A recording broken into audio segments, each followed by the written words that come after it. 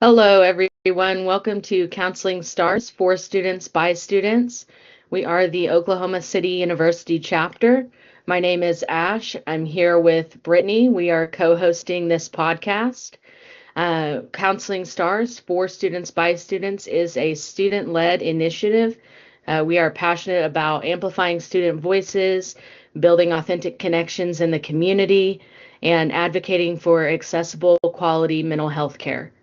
Each episode, we're going to be diving into topics that matter most to you, our fellow students, as we are for students by students. So, how do we choose about what to talk about? Simple. We ask. Our podcast is shaped by responses from students in the clinical mental health counseling program, ensuring every conversation is rooted in your experiences, questions, and needs.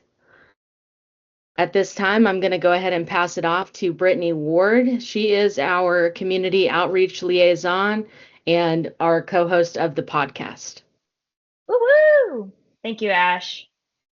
I also want to briefly talk about how Ash is co-hosting, obviously, and Amanda is also our producer who will sort of be the voice of the students. And we will check in with Amanda throughout the episode to ask if there were any specific questions around our topic of discussion. So she will be the voice of the students, if you will.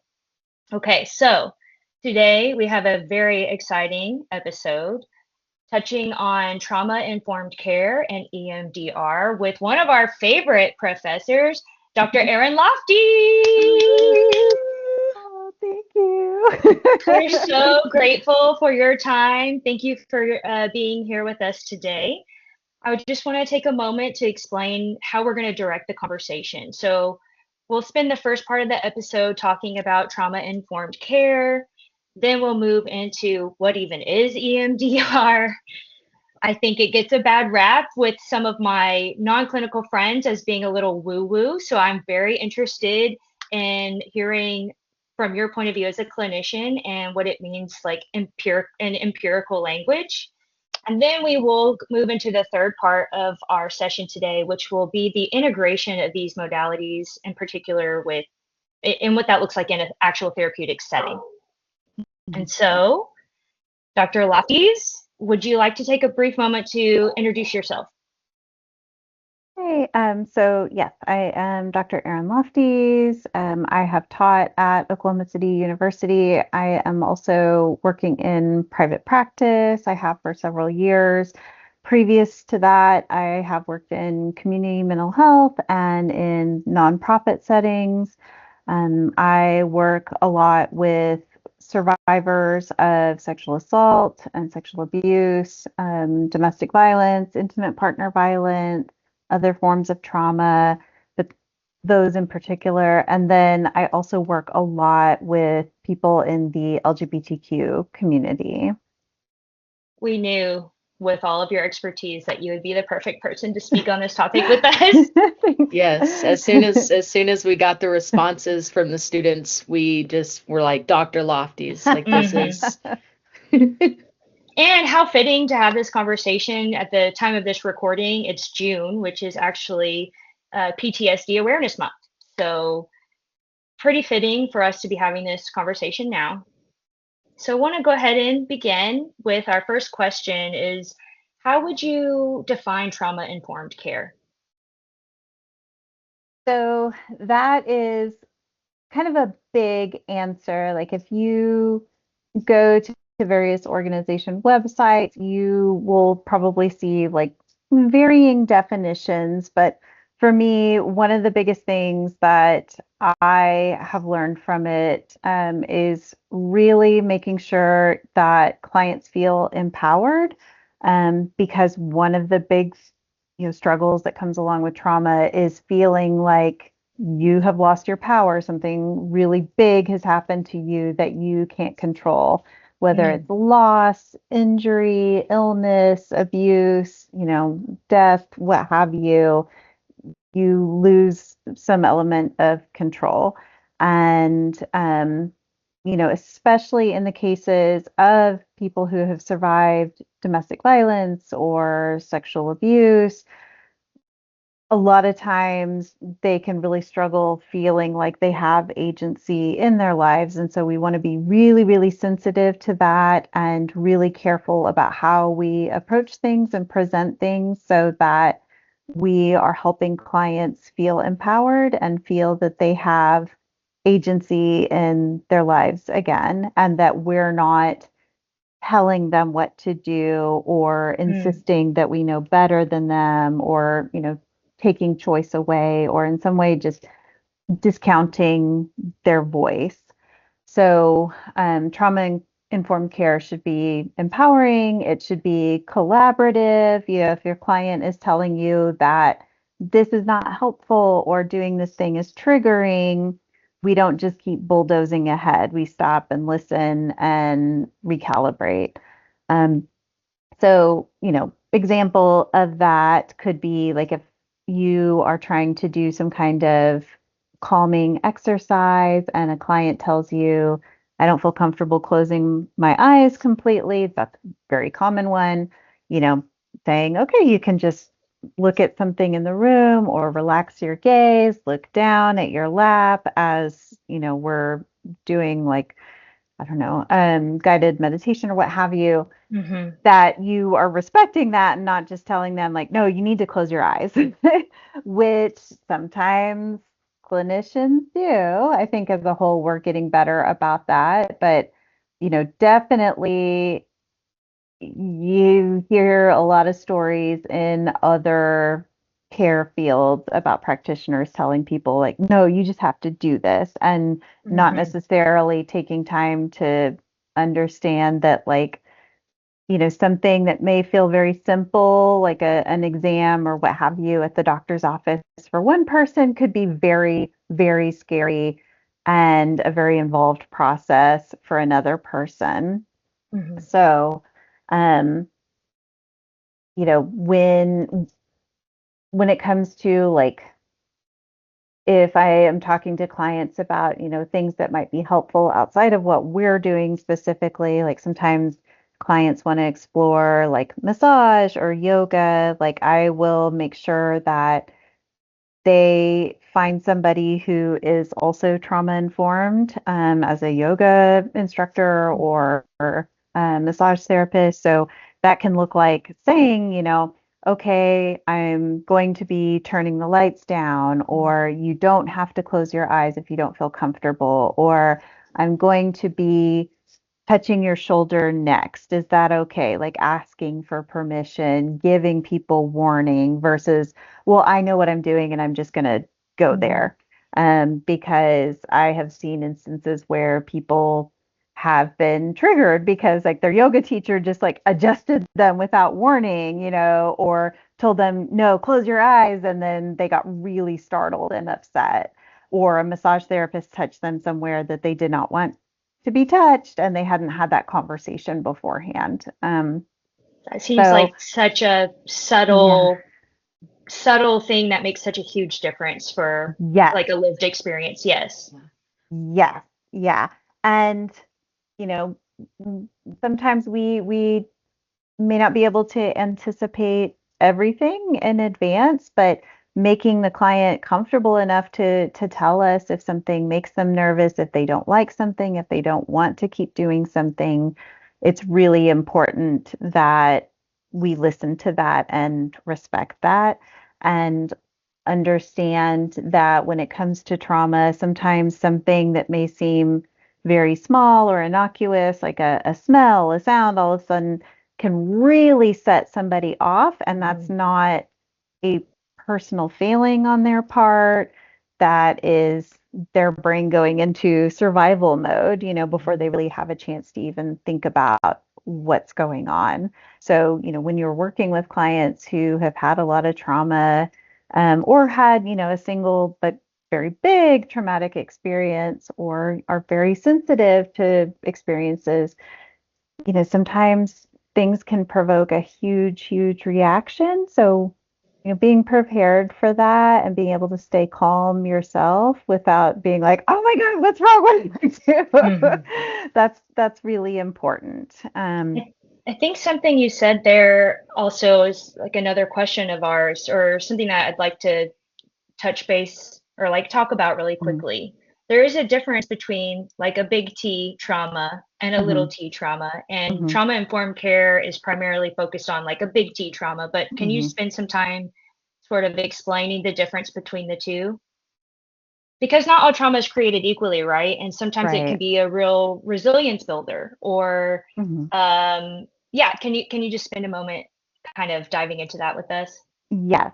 So, I mean, that could be a whole podcast episode unto itself because one, I would say it's it's gotten better in the last few years, but when I first started out, and I still hear this a lot, but not nearly as much as I used to, a lot of people had this misconception that trauma is like if you've seen war, if you've seen violent death up close and personal, that could be considered trauma, but you know, abuse, not always, not necessarily, or you know, like if something happened that was really terrifying, but it wasn't violent or it wasn't repeated, like people like sometimes feel reluctant to say what they went through was traumatic.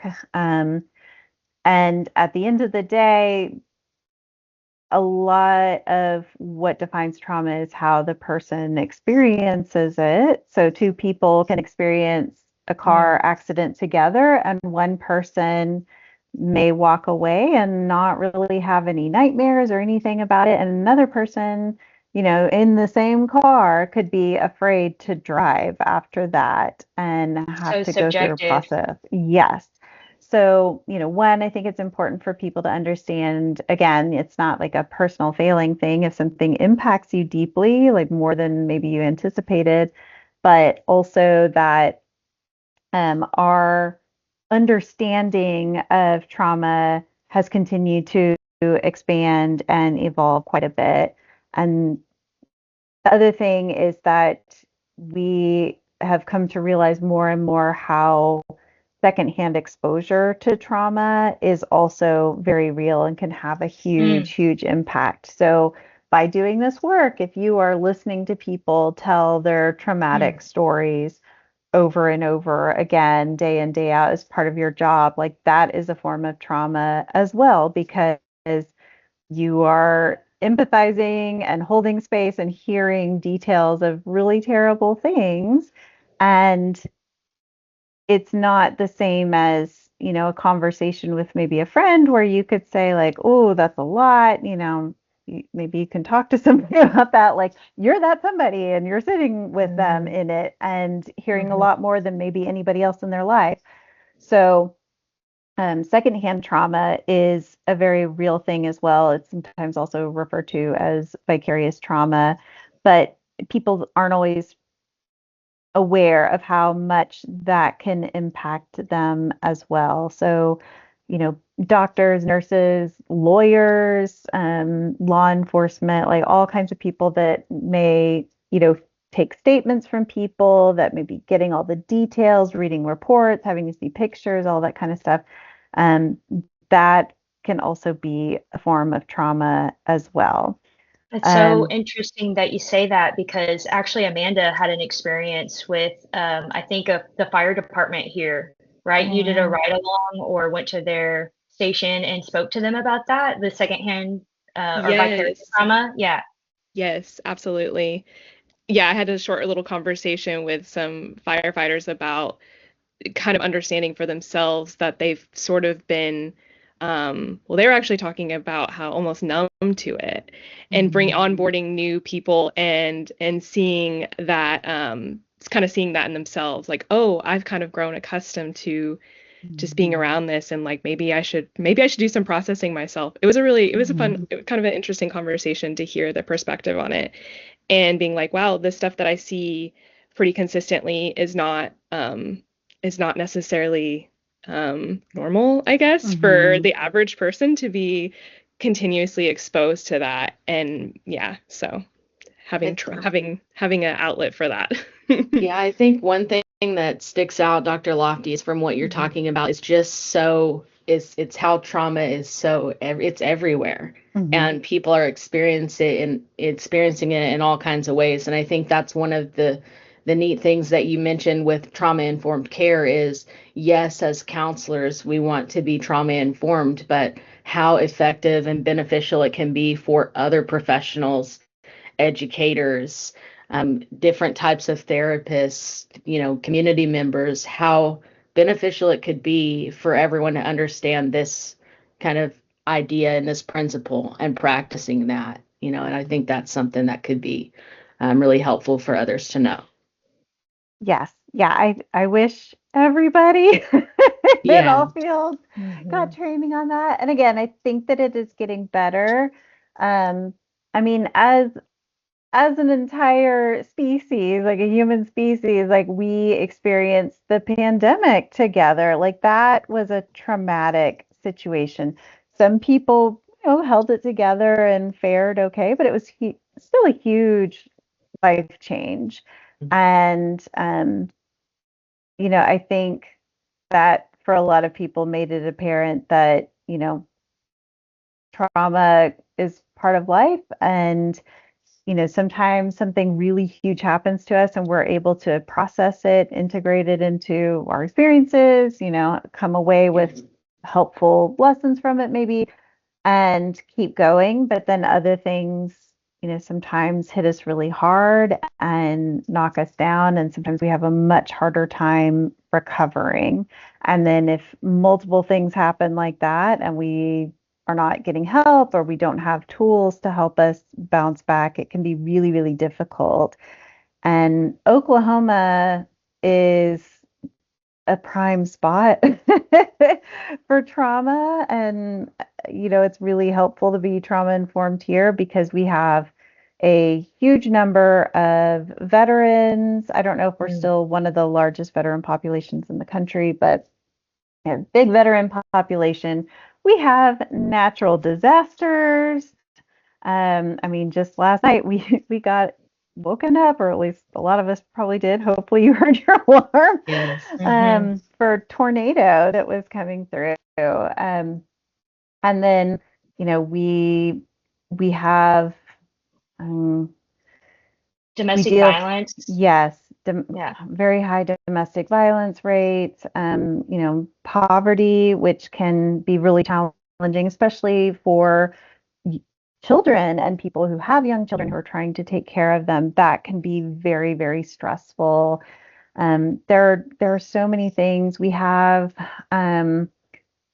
not to disparage religion, because religion can be really positive for mental health, but Oklahoma has a high number of, we'll say, high control religious groups, a lot of fringe groups that will sometimes isolate members, encourage people to cut off from family members. I was thinking about that this week, like how many clients I've had that were raised or have had family members cut off contact because this small group with this leader is telling them, you can't do this anymore, you can't do that, you can't talk to this person, you can't pursue this or enjoy this or go out here or celebrate this anymore, all of those things. So yeah, we have a lot going on here. So you've talked a little bit about some examples of trauma or like experiences. So then can you help us understand how does that present in session with a client? Like and maybe even the client doesn't even know or wouldn't identify as someone who has experienced trauma, but as a clinician, what are some of the signs, symptoms that we can pay attention to? So one of the big things can be somebody talking about something very, what we might consider like disturbing and kind of brushing it off, glancing over it, almost sounding dismissive of it.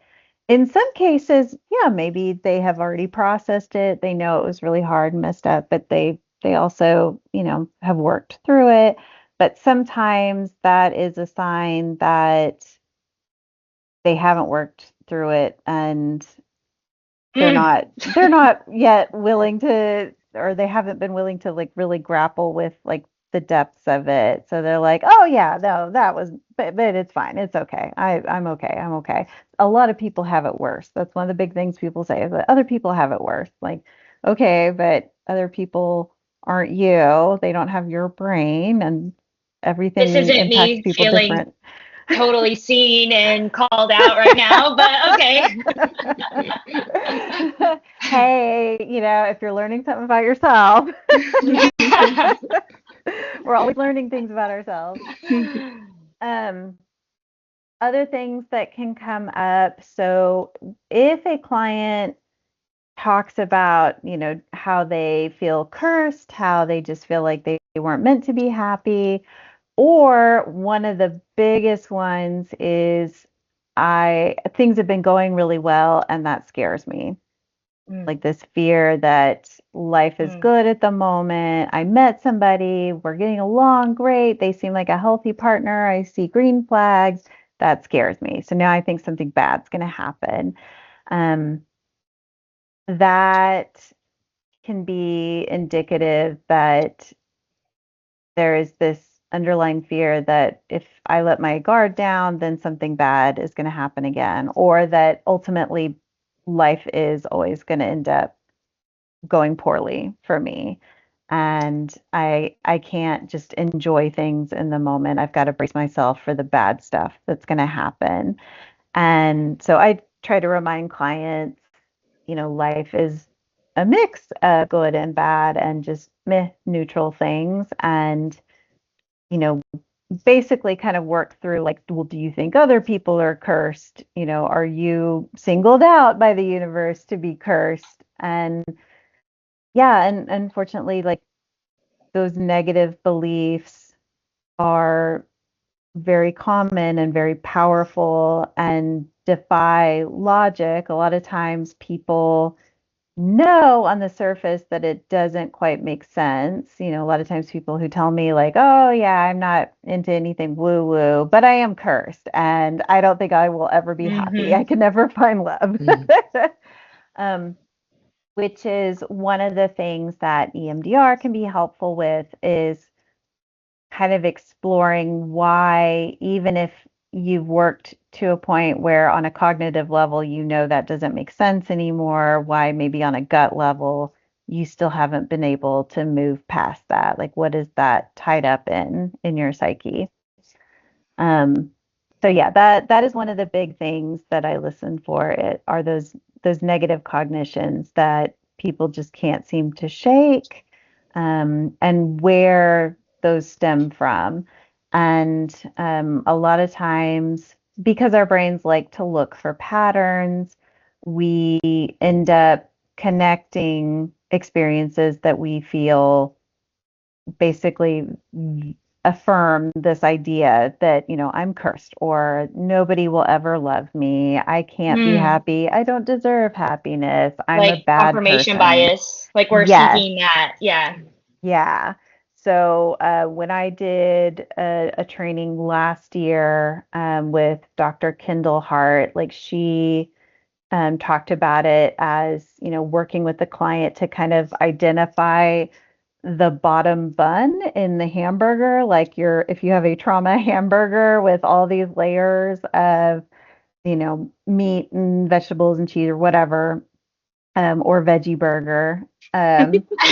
I see what you did there. Yeah, I don't eat regular burgers. I eat veggie burgers. But yeah, like a lot of times, there may be a recent upsetting event, but if it hits really hard and they're having this hard time moving past it, oftentimes there is something below that and below that and below that that first really solidified this idea, that this client cannot move past, that, they're never going to be happy or that they're unlovable or that people don't listen, people are not trustworthy, things like that. And so that impacts them in various parts of their life. And then when something really awful happens, they're that much more vulnerable to it. Like, aha, I knew it. Terrible things happen to me. Mm. So, yeah, if I notice a theme coming up, then we try to really explore that and like, where did that start? How long have you been feeling or thinking like that? So yeah, other things as far as like trauma symptoms that I look for are like dissociation. So as you're working with clients, you'll start to kind of see the difference between somebody who is, like easily distracted. Maybe they have ADHD, or, they're really busy lately. They have a lot going on. What that looks like, where they, suddenly lose their thought, versus dissociation, where they have gone somewhere else completely, and it takes some time to kind of pull them back in to the Is that like a present. blank affect, or like what would we be seeing if we were in the chair? What does that look like? Yeah, sometimes it looks like a blank affect, like somebody has left their body. Mm, Sometimes it looks almost like somebody is haunted, like they have seen a mm. ghost, and maybe the color leaves their face, like they looked really drained and scared all of a sudden. Sometimes it can look like they are starting to react to something that you can't see or hear because they are like having a flashback.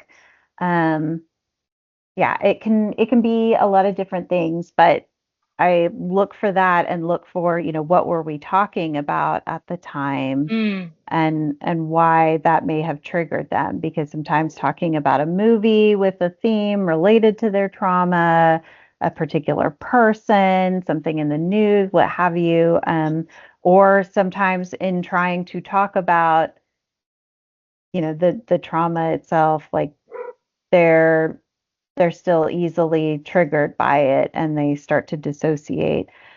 So one of the things before you start like EMDR that you want to look for is like how often somebody is dissociating, how easily they're able to kind of pull themselves back, because if they dissociate very easily and it's really hard to keep a handle on that, then you may not be ready to start that just yet.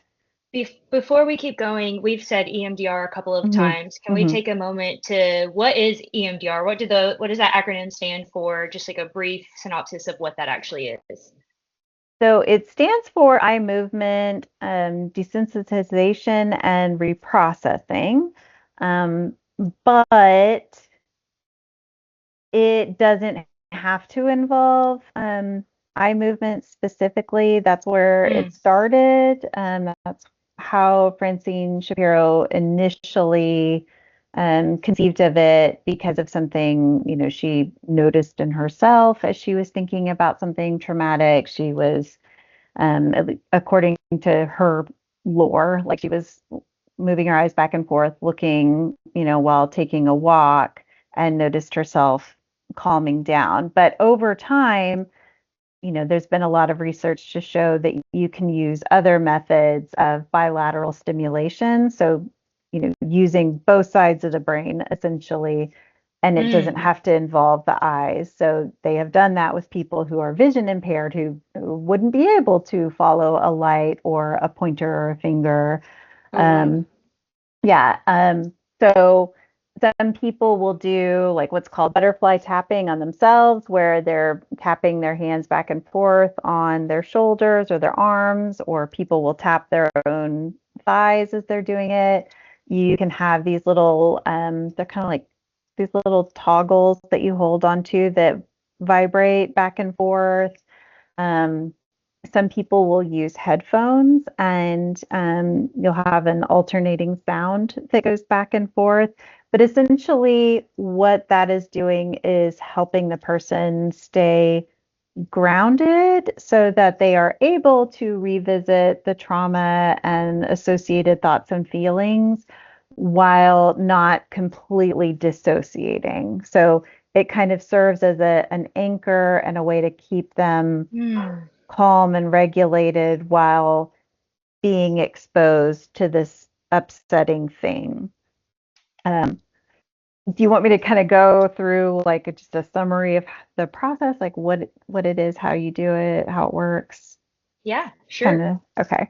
Um, so very short version of it. And this can sometimes vary practitioner to practitioner. Obviously, there are the original books by Francine Shapiro, but people have since, added on, and people sometimes use their own spin. But essentially, what happens with it is you identify a negative cognition, so some belief that a person can't seem to shake, like I am unworthy of love, and the memory that that is associated with. So you may do the worst associated memory with that, or the first time that person really felt like that was true in their life.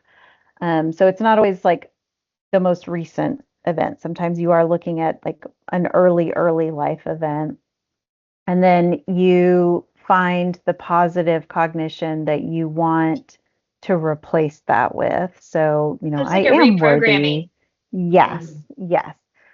So that you have eventually this new association with this trauma. And it doesn't erase the trauma. It doesn't program a person to think, oh, it wasn't that bad. Like you still recognize it was bad. I don't like that I experienced that, but it feels like something that happened in the past and not something that I can fall back into and is currently happening all over again. Like I am reliving it. And the negative belief or beliefs associated with it don't feel like truth anymore. Um, because again, a lot of times people have this like gut feeling associated with this thing that even though logically it may not make sense, it just feels really true that they are unlovable, for example. And this memory still feels very alive. And the way that trauma is stored in our memory can be different, like literally where in the brain it is, stored, and how we experience it when we pull up those memories. So when something is still really raw, we can have basically like these very strong sense memories associated. Like we can still remember the smells and the sounds and textures and all of these things, and just kind of slip back almost like into like a flashback state very easily, versus a lot of our other memories that, we can kind of pinpoint where it happened in time or whatever, but we don't feel like we're reliving it all over again. So So some go ahead. some people who have experienced trauma sometimes like don't actually remember. Hmm. So can EMDR still be effective if you can't like go back in time to a specific memory? Like can it still be an effective modality? Yes. So I'm trying to think if I've had any instances where we've had to work with that. I don't think I have. I think there's been a couple that where it was like bits and pieces, but yeah. So what it makes EMDR different from some forms of trauma therapy is that you're not recounting moment by moment what happened. And so people, as they are talking about the memory and reprocessing, may just remember, I'm hearing blah, blah, blah sound.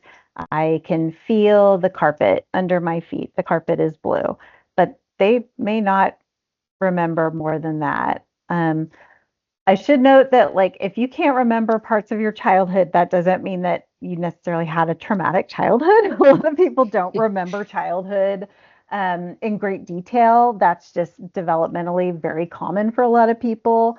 Um, but yeah, there are a lot of misconceptions about the way memory works. Memory is also not like a perfect Mm-hmm. video recording where if you just say the right words and do the right things, you will get this like perfect image and sound, video memory again, because our memories are not super accurate. And, if you dissociated during the trauma, like you may not have been taking in everything and you may not recover all of that. Or you may have been so young that there was stuff that you just didn't have context for or understand, and that you may not be able to recall specific details like you're hoping. And that's okay. That doesn't mean that you can't reprocess and move forward. So once you have identified the negative cognition, the positive cognition that you want to replace it with, the memory you're going to reprocess, you do bilateral stimulation, whether that's eye movement or auditory or tactile. And as you're doing that, every so many passes back and forth, you stop and the therapist will say, what's coming up for you? What are you noticing? And that's where you basically kind of are almost like doing a free association. Like you're just saying unfiltered, whatever is coming up. And to me, that's like sometimes the really cool part is that people remember stuff they have forgotten. They remember connections that they made a long time ago that have been in there and have made an impact, but maybe they weren't consciously aware of. They see sometimes like the connection between other events and how their mind has tied these together over time, to solidify a certain idea. They may have realizations about, oh, that's why I got uncomfortable around this person, or why I stopped doing this or that. Sometimes it's really symbolic, like people almost like experience like a dreamlike state where they're talking about like, snakes and dragons or whatever. And sometimes that is also really important because their brain is putting together, a meaning, and they're kind of describing like this symbolic meaning for themselves of this event. So it can look and sound a lot of different ways, and you don't stop and analyze and get cognitive about like, oh, maybe this represents, your dad or your grandmother or whatever. Like that comes later. You're just whatever comes up. Sometimes people don't quite have the words, or they want to keep going on. So sometimes people will just nod and, we'll just keep going. But you do that for a period of time in the session. And then at the end of the session, sometimes some therapists, I do, will, then get kind of cognitive about, oh, this came up and maybe this means this, or, could this be connected to that?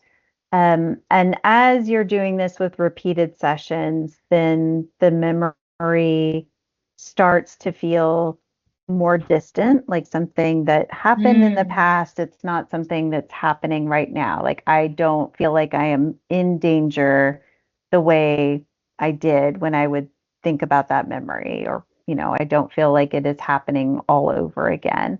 Sometimes people will see almost like it's happening to someone else, like they separate and now they're watching it in third person rather than experiencing it in first person. So like almost like an out of body thing. Um, so yeah, over time it becomes less and less distressing. And eventually when it's basically not distressing anymore, like, oh, that was sad, it was a bad thing that happened, but I can talk about it. I can talk about it without shame and horror now. Then, you can go in and reprocess with the positive association. So holding that thought while reprocessing. And, sometimes after that, people realize that there are other things, other negative cognitions that are still really hard to shake, that are kind of tied to a whole other web of different types of trauma. But for some people, they can kind of set that aside and move on and work on other things in therapy. You mentioned that you have multiple sessions, and when you're dealing with these, traumatic experiences, during the duration of, treatment, does the client, are there any concerns that maybe, they're heightened or awareness on these situations? Does that make sense? Yes, Okay. that's a great question. So I try to warn people that the first couple of sessions, especially, are going to be harder.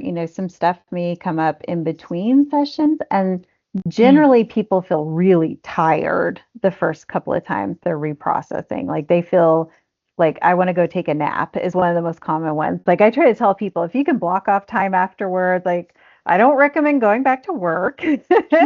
And if you can like block off time to just nap, do that. There's actually a study recently that playing Tetris for like I think 20 to 30 minutes afterwards can be really good. So I guess, yeah, I guess because it's not a super upsetting game the way some games can be for people where they're throwing the controller and stuff, but it's keeping you present and grounded because you're doing some problem solving. You're using both hands typically to play. And yeah, they found that the research participants who did that after a session of trauma therapy each time actually reported greater reduction in symptoms than the ones who were just doing therapy. So it'll be interesting to see if we can do more of that. But yeah, so some people want to take a nap. Some people, I've talked about like maybe playing a video game, like trying Tetris or something to just kind of help them wind down, let their brain, sort through things. But don't expect to just like jump back into your regular day, especially after the first couple of sessions, because it can be very rough.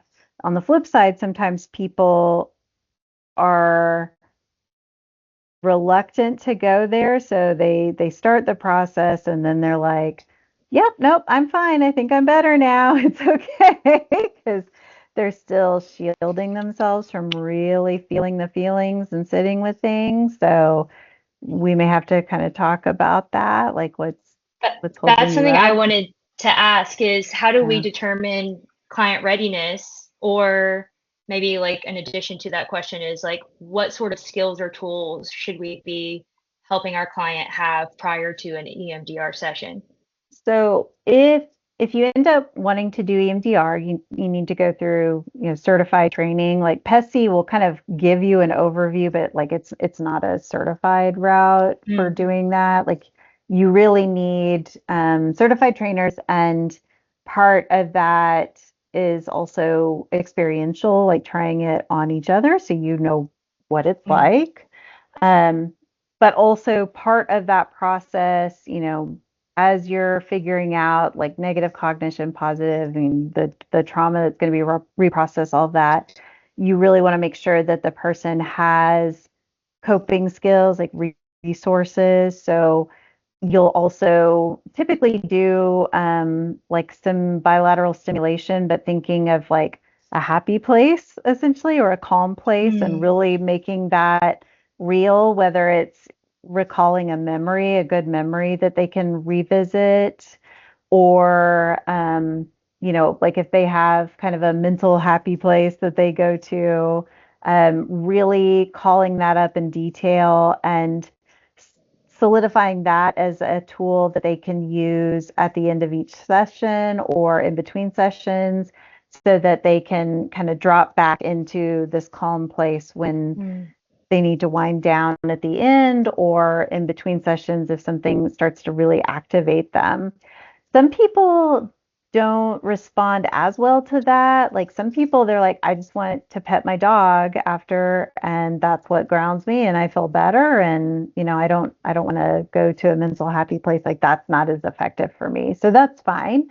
You just want to make sure that they have tools that work for them before you do this, so that if they do get really activated in between session, they have a way to regulate, so they're not just getting really upset in between, or dissociating constantly or something like that. um, the other direction, I've seen practitioners who do like written exposure therapy who are like, oh, just kind of jump in. I personally would not do that myself. I always want to make sure that people have tools in place that they know work for them, that they can call upon, and ideally a whole toolbox full of things. Like, okay, my Mm. favorite movie's not helping. I'm going to do a two-handed Mm. activity, or I'm going to work on something that uses my like logic and thinking skills. It's really causing me to focus so that I can't just sit and stew and ruminate on this memory right now. Because otherwise, if people don't feel like they have any control over that or have a way to self-soothe, then they're probably going to be like blowing up your phone and being like, I don't know what to do right now. I'm not doing so good. So, yeah, EMDR for some people is fantastic. I really like it, but it is a little more difficult in the sense that sometimes you don't know like how many sessions it's going to take to, reduce the subjective units of distress associated with that traumatic memory. Whereas something like written exposure therapy, that is basically like 5 sessions. You may end up you doing other traumatic events, but it is very, very, very structured. There is literally a script that you read from with the client, 30 minutes of them just writing each session. It is shorter term.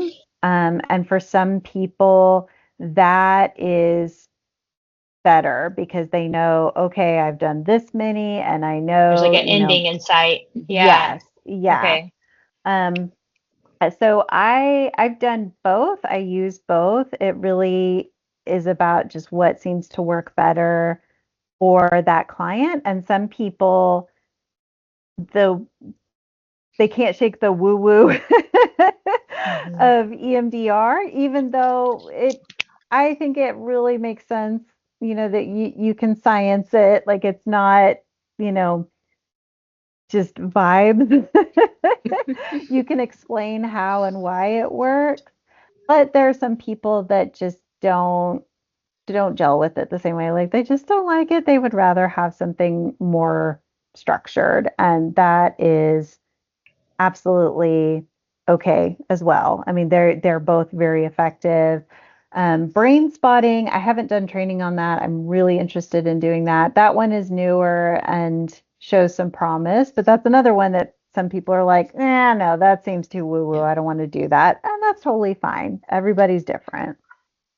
It I seems actually, though like, sorry, Ash, go ahead. no, you're fine. I was just gonna say I actually have been a client using brain spotting, and it Mm, was definitely interesting, and it was basically a replacement for EMDR mm-hmm, during COVID, during the mm-hmm. pandemic, and so that was a whole new experience. And I am with you, Dr. Lofties. I at this point want to learn a lot more about it and kind of look into it more. But yes, that was a neat experience for sure.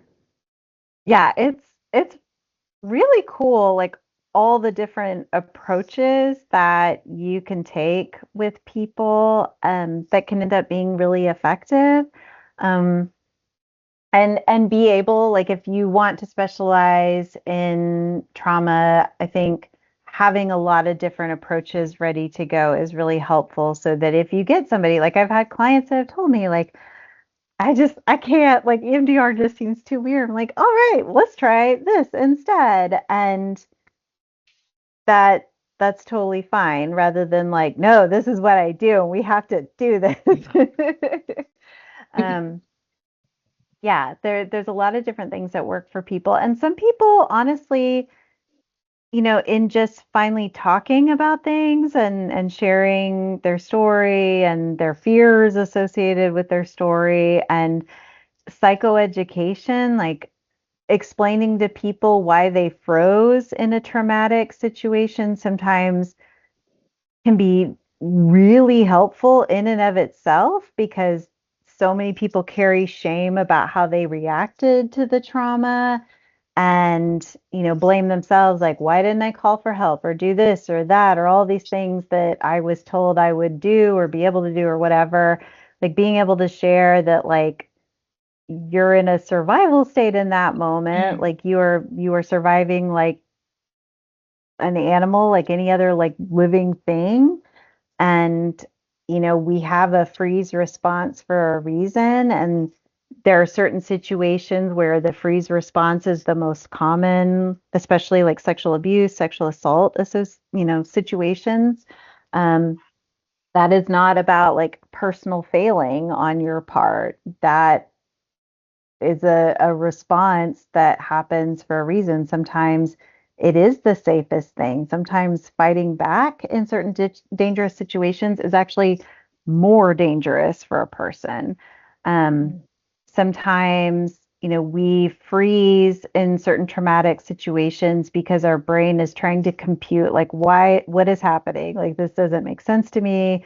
This was not on the agenda today, or, Mhm. what am I doing wrong? I thought I communicated this. So why is this person acting this way? I don't understand. I thought I knew this person. All these things can come up for us in the moment that can cause us to freeze up. And that's not a failing. That's not a moral failing. That's not a character flaw. You know, Sometimes in the moment, like we're unable to do anything beyond just stay still and survive. And, you know, sometimes that is like the ideal thing. Like that is what ends up keeping us safe in that moment. Um, so yeah, talking about why we may respond to certain things and providing like psychoeducation about that for some clients, that is really, really, really helpful because they're getting people questioning them, saying like, why didn't you do this? Why didn't you do that? Mm. Why you could have done this? I would have done this, blah, blah, blah, blah, blah. And then they end up feeling really bad about themselves and it just compounds everything associated with that trauma. So being there to kind of parse through things and provide a different perspective and information that can be really healing as well. Like sometimes people may decide like I don't think I need to do EMDR. Like it's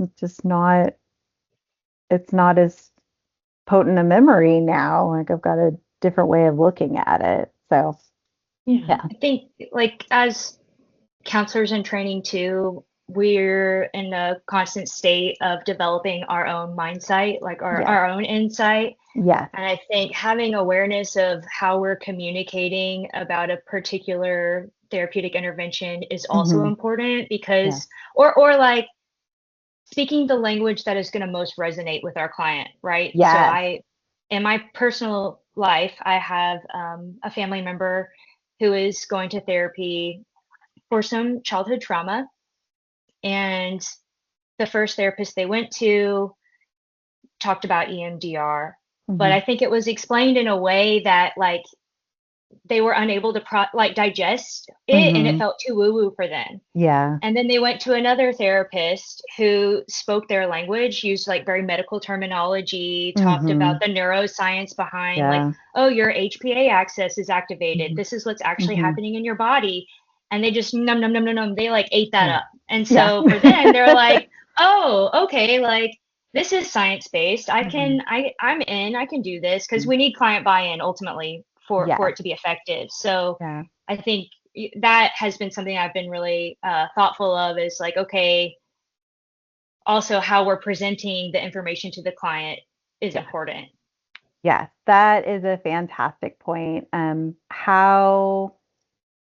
How you present it is really key, and being okay with, if a client's like, yeah, no, not for me, like not taking personal offense, Mm, um, or feeling like, no, like this works for everybody. Like you have to accept this. Like I I've shared previously, we had a professor who was an adjunct for a while at the school who was like, oh, CBT, anything can be fixed with CBT.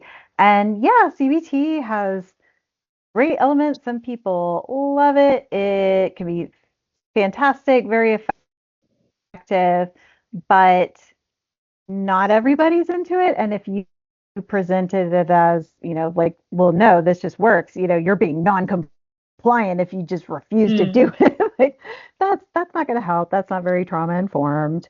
Um, yeah, sometimes for some people, you busting out the science is more helpful, which is why you know, I'm happy that we have like the biological basis class, because some of those clients like that's what they're going to want to hear, and they're going to want like resources so they can understand, biologically what's happening.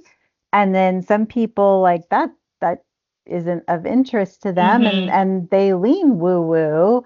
And I've actually worked with clients who were very science minded, but who also really like woo woo stuff also resonated with them. And then they felt shame about that. Like, I know it doesn't make sense, but I just really like it and it works and I feel bad. And I'm like, but okay, so that works for you. Okay. And so letting them kind of let their guard down, and, if they really like doing, guided imagery or going to their calm place and spending time there, and, talking about like the stuff that comes up. Because for some people, it's really vivid and really fascinating, and sometimes really surprising stuff comes up when they go to their calm place. Yeah, like just being there for them and helping them kind of sort through that and be okay with woo woo if that's something they also want to be okay with. I think that can be really powerful and helpful as well. Sometimes clients are like, I can't explain it. It's a vibe thing. I'm like, yeah, I got you. I love that. Yeah. I mean, sometimes for us as practitioners, I'm sure you all have experienced, like, it's hard to clinically put into words just yet. We're formulating, but we could just say like, getting a bad vibe. I can't say why, or I'm getting this vibe, getting this energy, this flavor in the room. This flavor. And there's definitely an argument for that. Is sometimes like our subconscious is, we're just processing so much information, we may not be able to verbally name all of it, like why we're feeling what we're feeling and reacting or getting this, hunch or gut feeling. And sometimes later, after we have some time to sit with it, we're like, aha, this is why. But yeah, in the moment, sometimes it's like, I don't know, man, it's just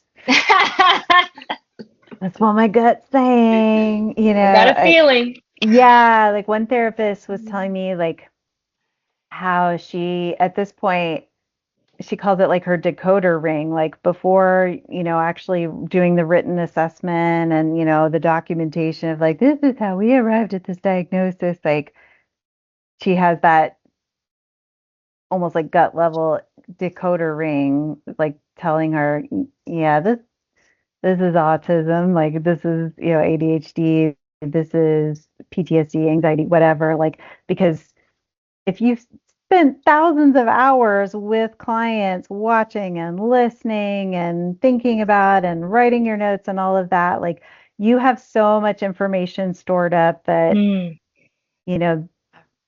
what on a nonverbal level sometimes is really strong and apparent before you have a chance to say like, okay, well, they reported this and they indicated this and this came up and they scored this on this assessment. Like before all of that, you're like, yeah, I know what this is. I think like a lot of what we've just talked about here is something that first of all, that's a great intuitive gift. And can I just say a little jealous? That's amazing. And I know it's maybe not just gift, like she's so lucky. She's obviously, you said, spent hours and hours with clients and studying. And so like, I don't want to diminish that, but it sounds like there's also some innate ability there. And I think that something that hopefully some other counselors in training can resonate with is we're always talking about like utilizing the strengths of our clients or identifying the strengths of our clients and leveraging that in the therapeutic process. But I think that's also so important for us as practitioners. And so like I have experienced quite a bit of trauma in my life, and I have some hypervigilance, which we talked about earlier. And so I have this hardwiring to assess my environment. And so very subtle shifts in my environment, I am very perceptive to, which I'm going to now reframe as a strength Mm-hmm. and hopefully helpful in the chair when I'm working with Yeah. other, and I'm trying to be a trauma informed counselor, and I Mm-hmm. can notice like, oh, they shifted their body when we talked about that. Like that was a Mm-hmm. very subtle thing, but noticeable. And I'm going to mentally put that away and we can talk about that another time. Like, Mm-hmm. hopefully being able to leverage our own Yeah. experiences to provide positive outcomes for our clients. Yes. Yeah. Which, as I've said in the classroom setting, like that's a big part of why I think it's so, so important for us to always, you know, seek out therapy ourselves. You don't have to constantly be in it, but like there's going to be stuff that comes up. There's going to be things you figure out about yourself, things that, like cases that are maybe really hard for you. And so that self-awareness and knowing how to leverage your own strengths. And if there's something that maybe you haven't reprocessed all the way, like working through that is so important. Um, but yeah, I mean, I think honestly, a lot of it is about just being really, really, really present with your Mm, clients. And as you're doing that over and over and over again, like just you can become really good at seeing things and seeing patterns, mm, but at the same time always be humble and always recognize like you aren't omniscient and like you could make mistakes, you could misread stuff, and that's why mhm, ongoing consultation and supervision your entire career, no matter how long you're in the field, is also so important because there's always a possibility like your subjective experience and thought process could potentially make you miss the mark on something. But yeah, like I think it's really interesting like what you said about hypervigilance, because yeah, sometimes our own traumas can make it difficult to work with certain types of situations or clients coming in with certain concerns. I used to be very nervous around male clients who would start to get angry because of my own life experiences and my own experiences growing up of kind of having to like shut down my own anger. So that was something I had to work with on my own. But I realized recently that as I've worked through stuff and also as I've learned so much about these clients and gotten to see things and hear things from family members and just see from so many different perspectives, like I tend to experience that differently, where I'm not necessarily feeling that like anxiety of like, oh no, he's mad at me, like mm, I feel like a little kid again or whatever. Like now a lot of times my first thought is like, oh, he's scared right now. i'm mm, seeing i'm seeing a scared like little boy come out. And I think mentioned this in a side conversation with you all once, like when I was teaching in an English class, like a guest lecturer at OCU. They were reading Silence of the Lambs and Red Dragon and talking about that. And we were watching some clips and talking about Hannibal Lecter and, mental health in literature. And that scene, the introductory scene where he is insulting, her shoes and her mhm, purse and just being really catty with her, like as a kid and a young person watching that, I was like, oh, that's so scary. I would be so upset. I'd be terrified. And watching it now as a therapist who's worked with people for a long time and has had clients who try to get catty, like clients sometimes will try to tear you down because they're uncomfortable or they want to mm, push you away and see like, are you going to stick around? Can you hang with me? mm, Or are you going to leave me like everybody else? Like you mm, you kind of develop, I think, a thicker skin and sometimes a sense for like, is this something I need to shut down right now and say, that's not okay? Or is this something I'm going to like watch and observe and kind of read out like, why are they doing this? What is this serving?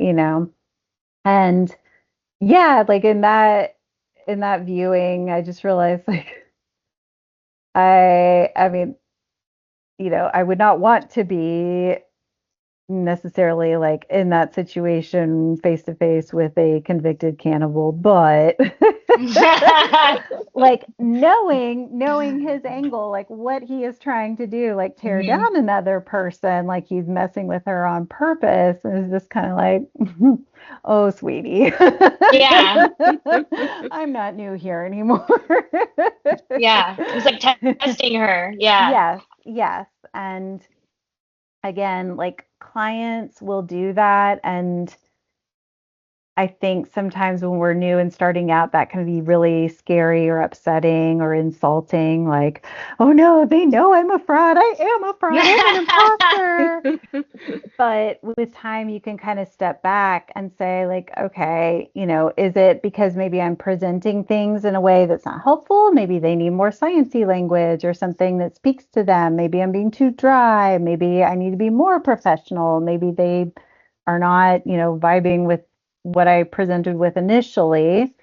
Um, but also, is there something going on, like an attachment issue? Like, are they pushing me away on Mm, purpose to see if I'll stick with them? Are they heaping praise on me because this is part of like a borderline mhm. pattern, And I've got to be ready for when this flips and they tell me that I'm the worst person in the world and they're firing me. Um, yeah, like just being in the chair over and over and over again in and of itself, like provides you with a lot of information and new perspectives and ways of dealing with things. Thank you so much for sharing that little nugget of wisdom for us counselors in training who are definitely having some imposter syndrome as we get closer to our internships and practicum. So appreciate that. We're Absolutely. getting closer to the end, and I just want to check in with Amanda and Ash and make sure that you feel like one, that we answered all the students' questions from our cohort, and Ash, if you had anything else that we should touch on before we wrap up. I have one random question for myself. Mhm. Yeah.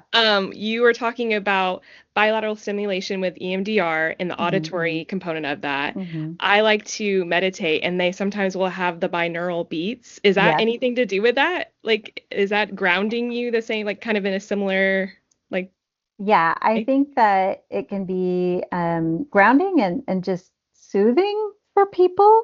Um, So yeah, some people, I haven't tried this a whole lot, but I had a client once who was telling me that for one of her kiddos that would get really anxious and overstimulated in the morning before school, she would give him the headphones, he put that on and listen to music like that was specifically engineered so that you were getting like this back and forth stimulation, and that would calm him down. So yeah, I think it kind of like the way of like listening to the ocean, like waves, calms people down, because I think instinctively we probably start to try and regulate and match that pattern of like the slow wave sound. So our breathing calms down, our heartbeat can calm down.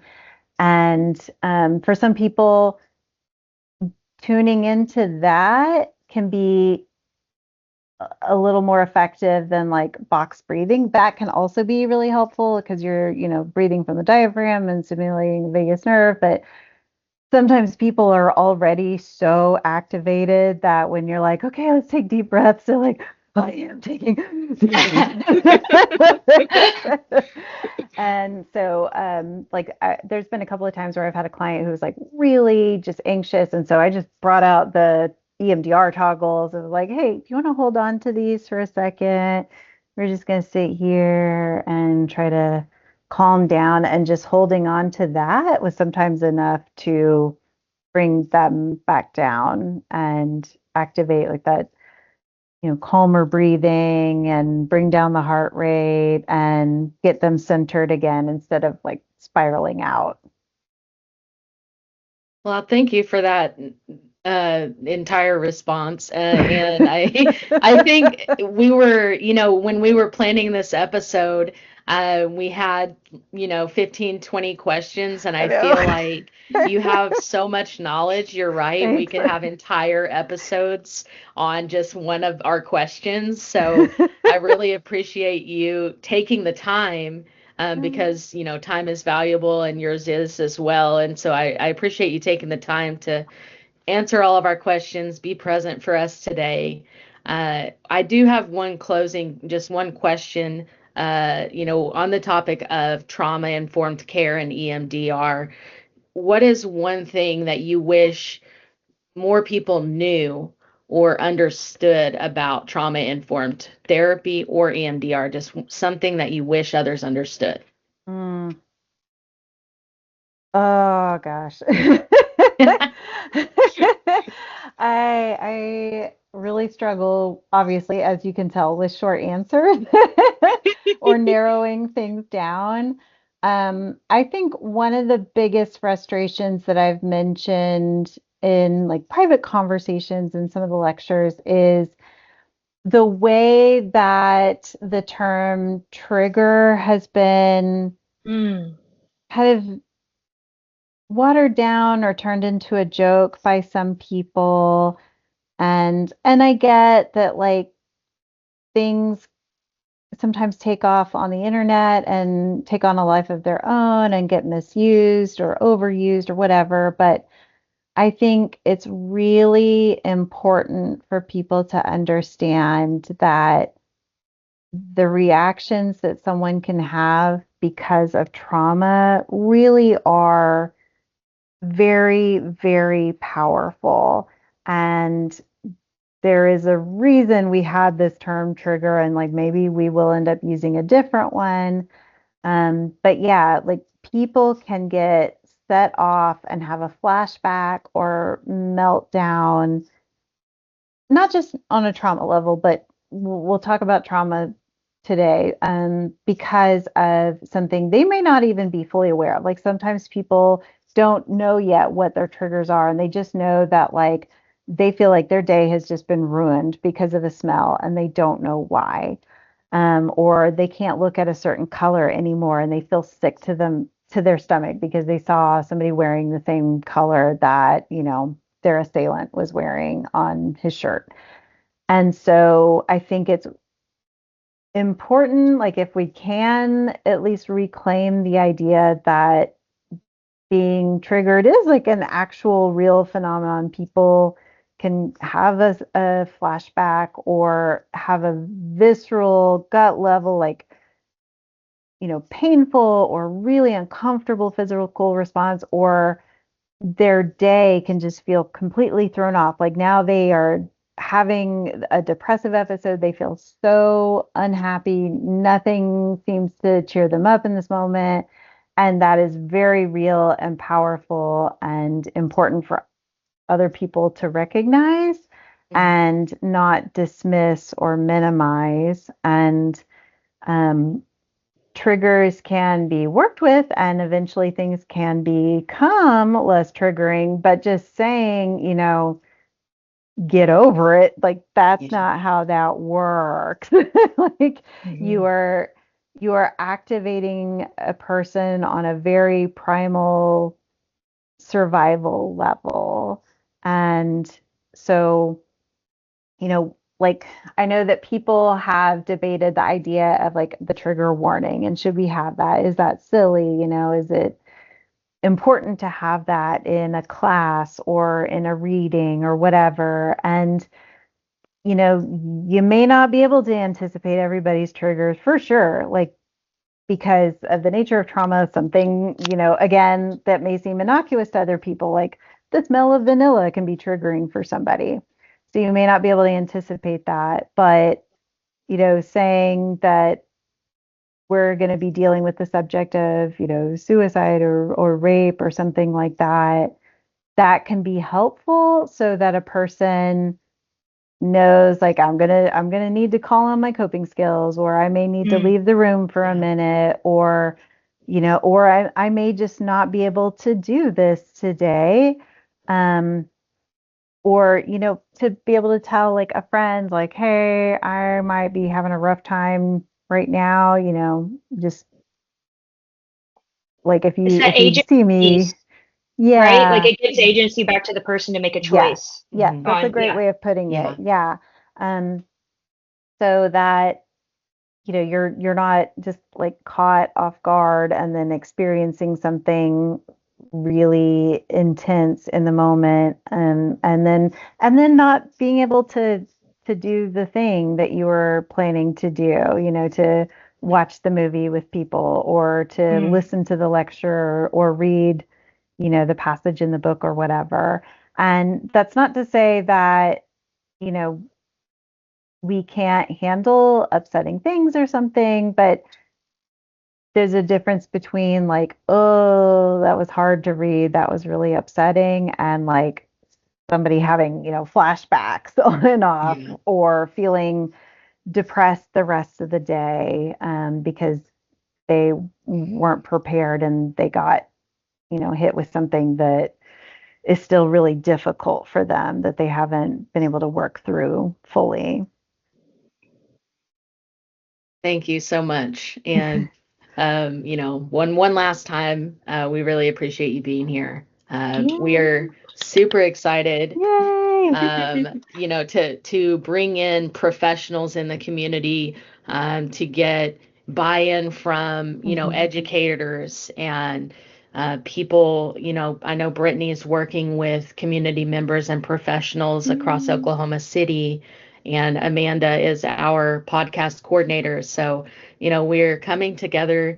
This is a student organization. We are for students, by students. I think it's important to keep these conversations going, because as we are in the program, we're also going to be professionals, and we want to make sure that we build these bridges and connections and keep them, and maintain them so that we can work together and learn from each other. Because we took an entire course and had a whole section on trauma, and in this hour and a half, I feel like I've learned X amount more. And I think that's something that's important is, we want to make sure that we're learning and growing and that we never stop, because innovation Mhm. is, how we got to where we are. And that's how we're going to, make us as positive of an impact as possible. And, Counseling Stars, for students, by students, these episodes, our goal is to make sure that we are working together. We want insight from the community, and we're for students, not just at Oklahoma City University. And that's an important thing, is we're for students across the country, for educators and future counselors in training. And I think everyone has a place on our podcast. I hope everyone learned a little bit today. We really want to make sure that we build a following, because this is going to be a lasting podcast. We're not just going to have this for a year, it's going to be passed on for future cohorts in our program. So please, we're going to put links in the description to our social media. We have Instagram, LinkedIn, BlueSky, X, if you must, and and a TikTok that we're working on. So this podcast is going to be on YouTube, Spotify, Apple Podcast, and we're here to connect, listen, and grow, and we're doing it together. So until next time, please take care and keep working.